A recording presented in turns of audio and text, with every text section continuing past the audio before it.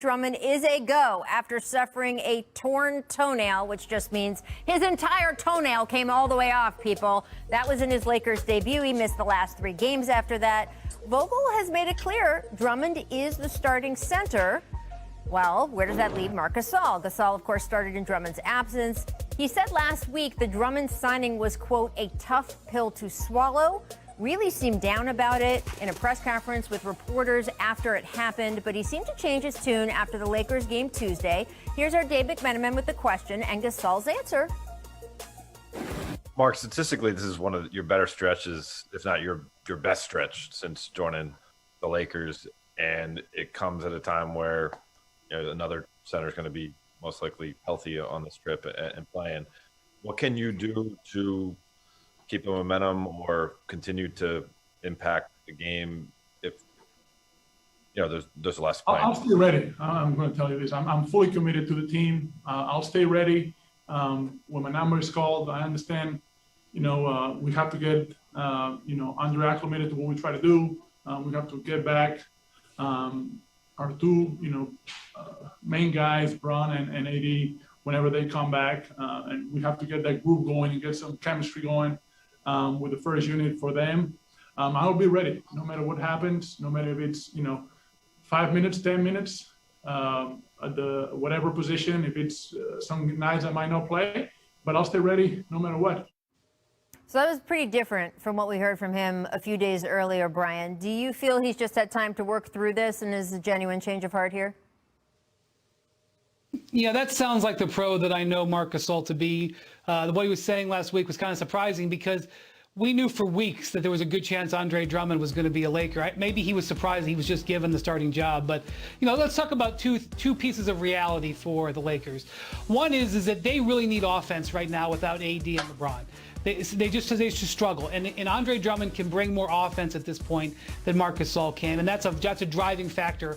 In addition to the fact they had to compete to get him, and they had to promise him the starting job to get him to sign with the Lakers. The second thing is this: really, the goal for Drummond or Gasol is to force the Lakers to have to play them in the postseason. What I mean by that is, when the chips are down, the expectation is that it's going to be Anthony Davis playing center for the Lakers, and they're going to go with more of a perimeter-based shooting lineup. Either of these guys, whether it's Drummond or Gasol, needs to play so well at both ends of the court that they force Frank Vogel's hand, and that'll be the challenge for them going forward. Yeah, Wendy, you're absolutely right. And, when I first heard this quote, I was like, Marc Gasol, you do not have enough cachet to be whining about playing time. But then now I kind of understand why he may have said that. I think sometimes we penalize athletes for being honest, even though he knew all of those things potentially, Wendy, that you just talked about. And even though his numbers this season are a fraction of what his career numbers are overall, it still hurts a little bit, right? Like, these athletes still take a ton of pride in what they do and the opportunities that they're given. But now he's done a full circle in terms of getting on board to whatever the formula is going to be to get the Lakers another ring. And I'm certain that he wants one of those. So good answer from him. And I just, I agree with you, Wendy. Both of these guys want to be on the floor. And so he's got to have the right attitude to do that. That's the first step. And Frank Vogel said that he has sat him down, that they have had a conversation. And Frank stressed to him, look at the playoffs last year. He can say, we played Dwight Howard a lot in X series or Y series. We moved JaVale McGee here in X series or Y series. And then, we pulled them back in other series where other guys were more effective. He said, you're not always going to be plan A. Now, Marc Gasol's initial reaction to that was, but I'm not even plan B or C. I'm more like plan D. But I think you can see in his face and his voice as of yesterday, he's realized that there are places for him to make an impact. And let's be honest, the Lakers' health this season has been such an issue with so many injuries. We can't discount that he will be playing big minutes when it matters, just if the entire team isn't healthy the way the Lakers hope and expect. So it will be interesting to see how he does going forward. Looking forward to Drummond getting back in the lineup tonight as well. All right, guys. Team, Nick, CP3 inventing new ways to troll opponents here. He has them all, Rich. He knows how to upset everybody at different times, and then the game ends and you turn around and they're hugging each other. Do you notice, though, what he's drinking there, too? Chris's secret stuff. Troll juice. Troll juice.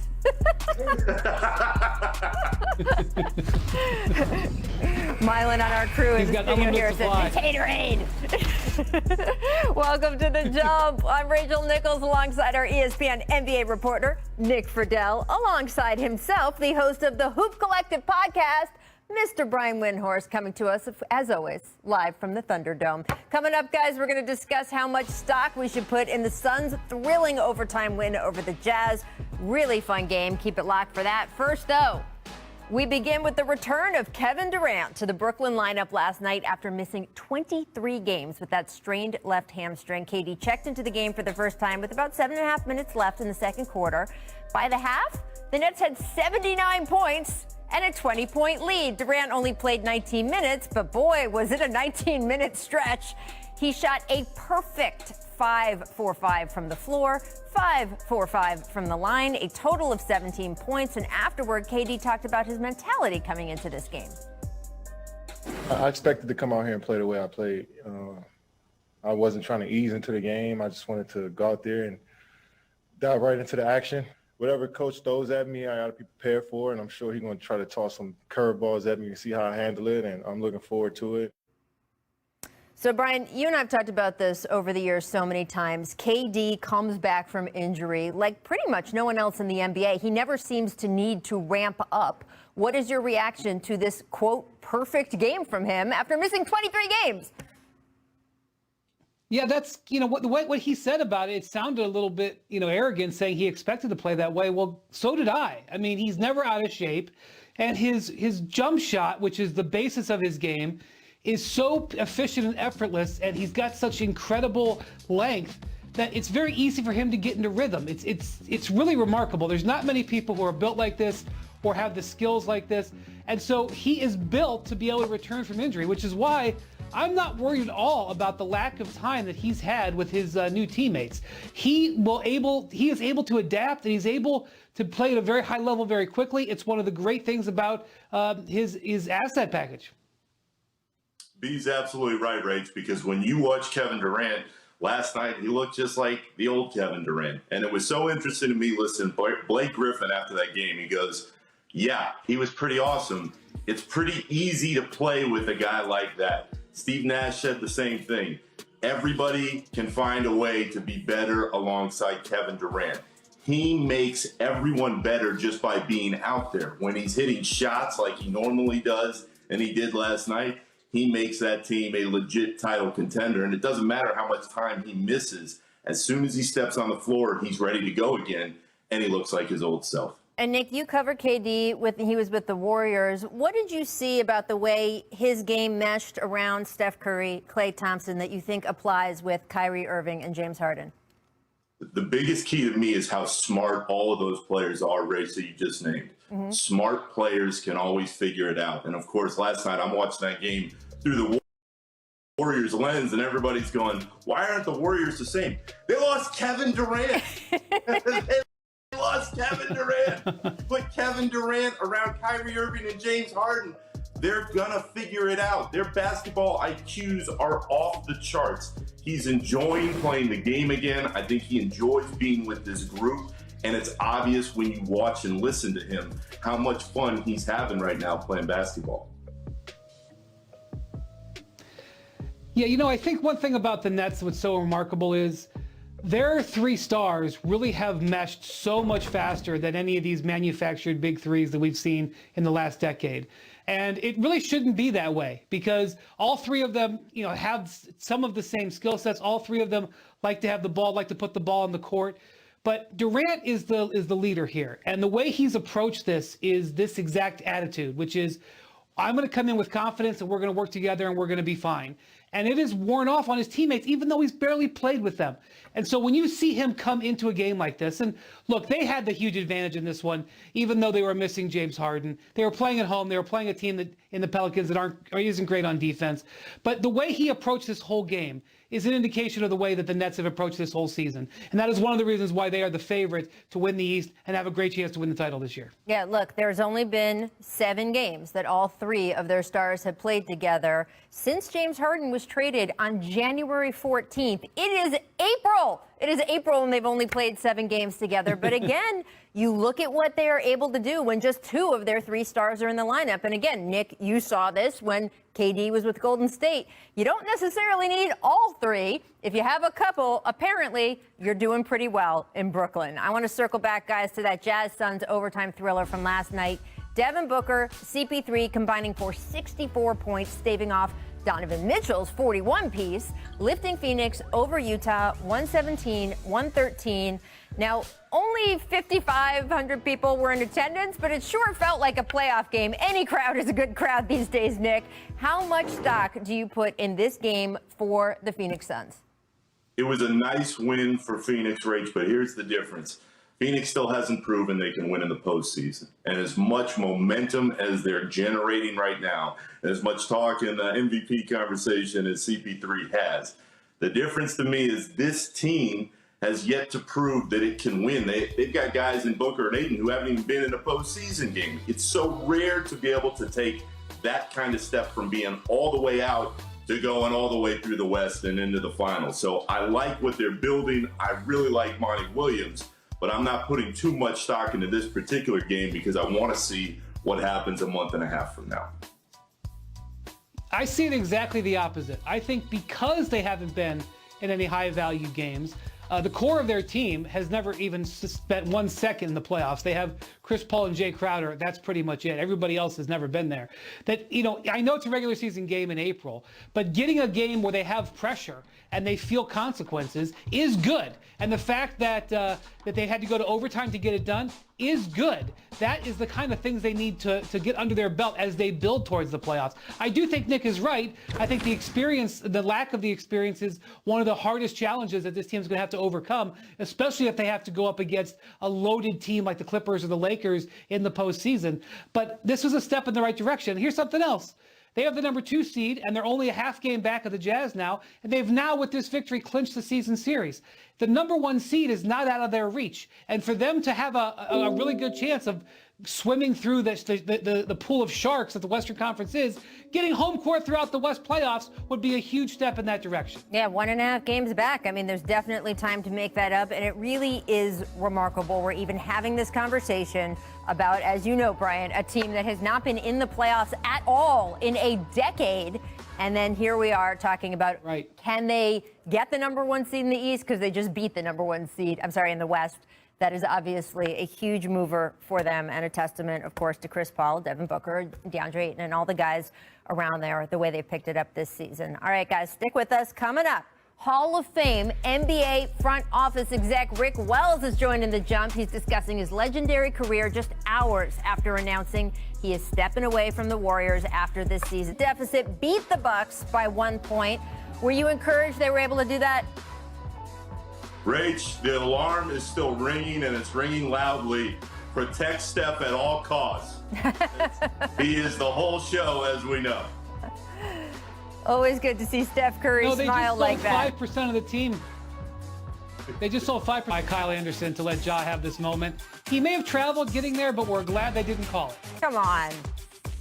Watching Ja, guys, reminds me of watching another young point guard who has athleticism out of the gym, and that would be Derrick Rose. I just hope that Ja stays healthy, keeps playing like this, because he is awesome to watch.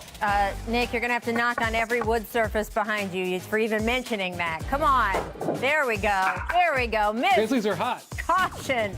Wolves, Thunder. 7-foot Poku running the point, throws caution to the wind, goes for the dunk over Jaden McDaniels. Nick, are you on the bandwagon? Hell yeah. I mean, this is like watching Stretch Armstrong play basketball here. I mean, that was like a go-go gadget arm. I'm with it. Let's go. How do you not love this? This is the Thunder's plan the rest of the season. Play their rookies and lose. And this is exactly what they're looking for the rest of the year. Have good nights in losses is basically what you're saying. This kid had 25 last night. That qualifies for sure. All right, make acceleration.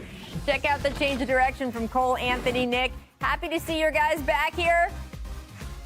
Anything it takes to produce a star in Orlando. Rachel, I am for. Cole Anthony, please stay healthy. Fultz and Isaac come back. Anybody who develops into a star, that team badly need somebody to build around. If it's Anthony, great. See Mike Miller citing there? Hey, was that a Mike Miller cameo? Yep. Was that a Mike Miller cameo? Yeah, they need a bunch of Mike Millers on the Orlando Magic. Hey, there's plenty of room for young development now. Cole Anthony, look at this. Change of direction, change of speed. This is a big boy move right there. Yeah. Great to see him back. He gets it from his daddy. All right, mismatches. D'Lo in the first quarter, a little shake and bake. Watch how he finishes here in traffic. So our producers, Brian, thought a little Jamal Crawford action here. What do you think? Yeah, well, our producers are really, smart about these kind of things. I wouldn't have thought of that, but Jamal, he's, classic at crossing over behind his back like that. That's a classic move. Woo. I just can't imagine Jamal's smile watching the highlights of this last night going, oh yeah, I did it first and everybody's copying me, but that was pretty awesome by D'Lo. Looks great. Just great to see him out there and healthy. Always a good sign. All right, I want to move on to some big news that broke this morning. Hall of Famer Rick Welts is going to step away from his role as Warriors president and CEO after this season. Welts spent 46 years working in the NBA. In 2011, he became the most prominent executive in American pro sports to reveal to the public that he is gay. Welts will remain with the Warriors as an advisor, and the team said it would likely name a new president within a week. Welts also played a major role in marketing the NBA during his 17 years as an executive with the league office. In addition to developing the idea for an NBA All-Star Weekend in 1984, just that, he also promoted the Dream Team, the WNBA. Warriors owner Joe Lacob released this statement on Welts. Quote, his intuition proved to be spot on, as is his leadership, vision, creativity, and relationship building enabled us to reach heights never seen before in the NBA on the business side. And Commissioner Adam Silver shared this on Welts' legacy, quote, simply put, Rick Welts played a transformational role in creating the modern NBA during his more than 40 years as a pioneering league and team executive.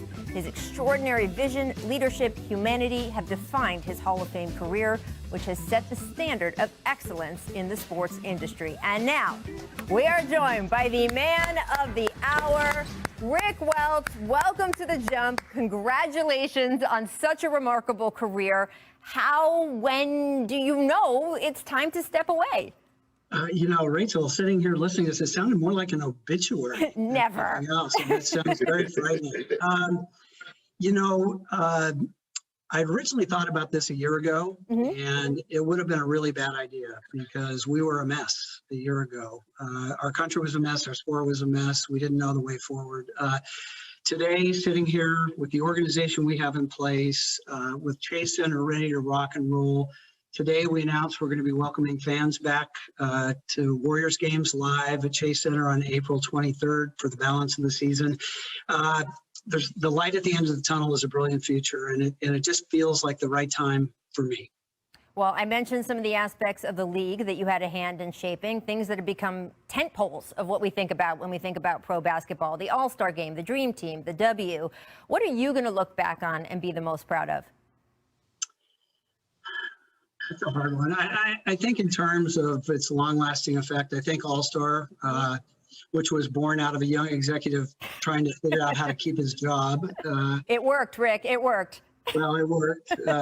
So, I think that has to be great, but I think the pride in launching the W along with Val Ackerman and David Stern and Gary Stevenson, that's the gift that keeps on giving here in the 25th anniversary, and one that I continue to be super bullish on in the future as well. Absolutely influenced so many. And when you came out in 2011, it was such a big moment for so many around professional sports. It gave so many others the courage, the confidence to make similar declarations in their own workplaces, get to just be who they are. How often does someone talk to you about the impact you had in that area? I didn't quite know what I was signing up for, but it's been so gratifying. There isn't a week that goes by that someone doesn't reach out to me from somewhere in the sports world, teams or leagues or colleges, and just trying to connect with somebody who they feel can understand the situation they're in and can be a sympathetic ear to talk it through with them. And I that's a great honor, a great privilege, and and really a terrific part of the outcome of that 2011 announcement.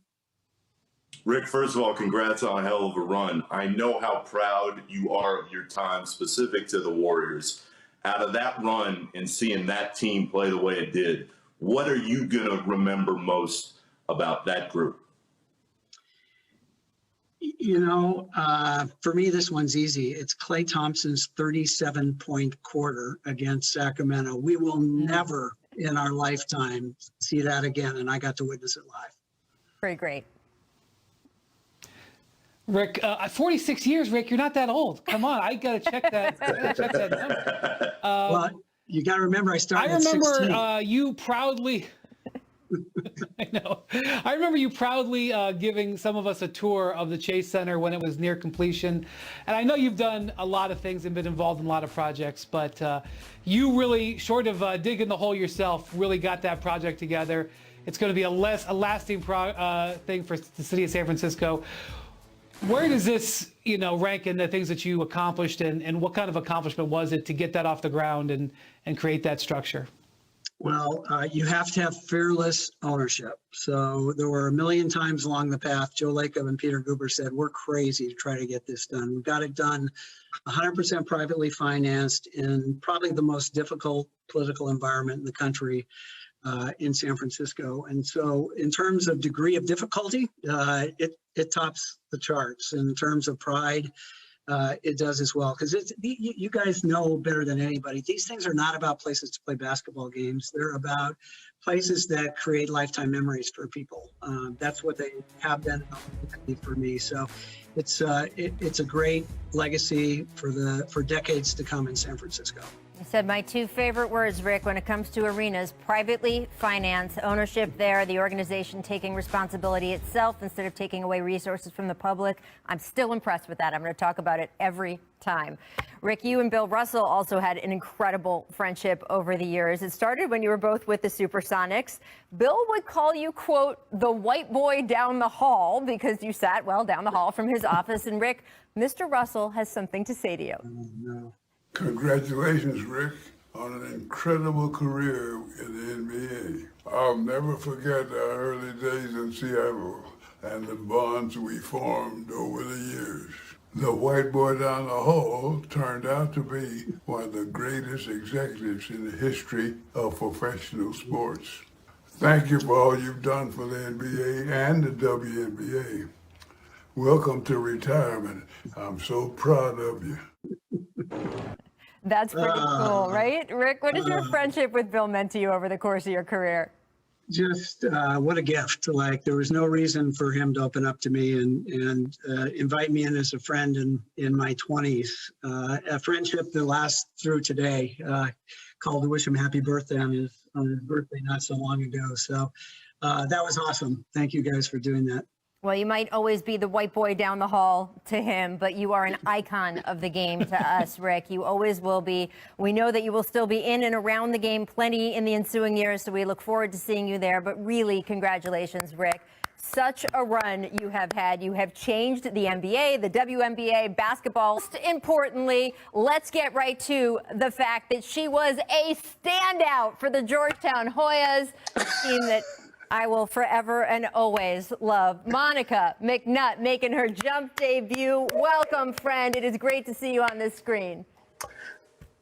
Man, thank you, Rachel. I don't know if I get to come. I hope I get to come back, but this first intro, I love it. I got to bottle this one up. Dude, you played for Georgetown. You can come back as often as you want. I want to get to the Knicks, though, since you do cover them day to day. They lost to the Celtics last night in a close game. That's their second straight loss by 2 points.